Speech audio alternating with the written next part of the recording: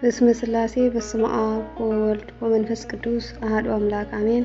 በስመ አብ ወወልድ ወመንፈስ ቅዱስ አሐዱ አምላክ አሜን።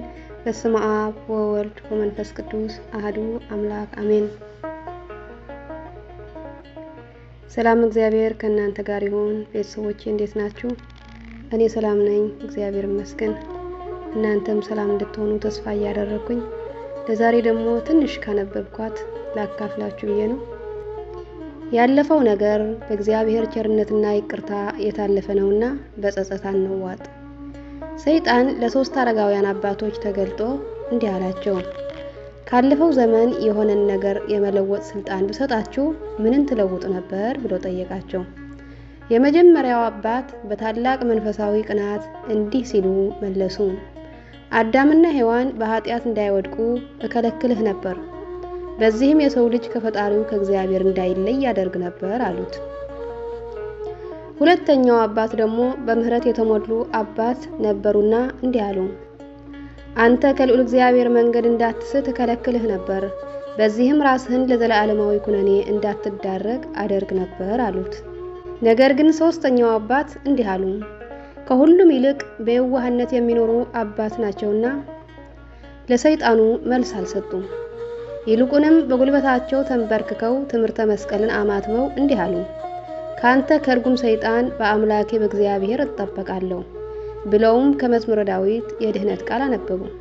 ሰይጣኑም በድንጋጤ ጮሆ ከዚያች ሰዓት የተሰወረ ሆነ።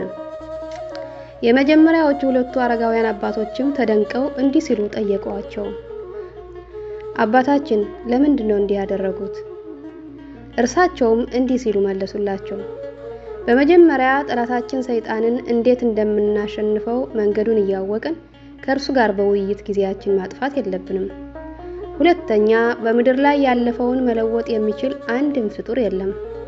ሶስተኛ የሰይጣኑ ዓላማ እኛን መፈተን ሳይሆን ልባችንን ካለፈው ነገር ጋር አስሮ የወደፊቱን ሕይወታችን ለንስሐና ለመልካም ሥራ እንዳንጠቀምበት እግዚአብሔር ከሰጠን ከዚህ ካሁን ወርቃማ ጊዜ ሊያዘናጋንና ሊያስተን ነው።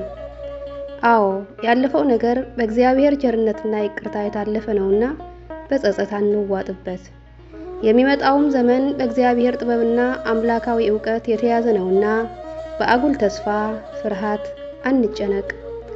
አሁን ያለንበት ጊዜ ግን በእጃችን የተሰጠን ለንስሐ ለጸሎትና ለመልካም ምግባር ልንተጋበትና ለሰማያዊ መንግስት ልንዘጋጅበት የሚገባን ውድ ጊዜ ነው። የጸጸት ሳይሆን የንስሐ ጊዜ ፈጣሪ ያድለን። እግዚአብሔር ማስተዋልና ጥበብን ዕውቀት ከፍቅር ጋር ይስጠን። አሜን። ስብሐት ለእግዚአብሔር ወለወላዲቱ ድንግል ወለመስቀሉ ክቡር። ይትአኮቶ ይትሰብሐ ስሙ ለእግዚአብሔር አምላክነ ወትረ በኩሉ ጊዜ ወበኩሉ ሰዓት አሜን።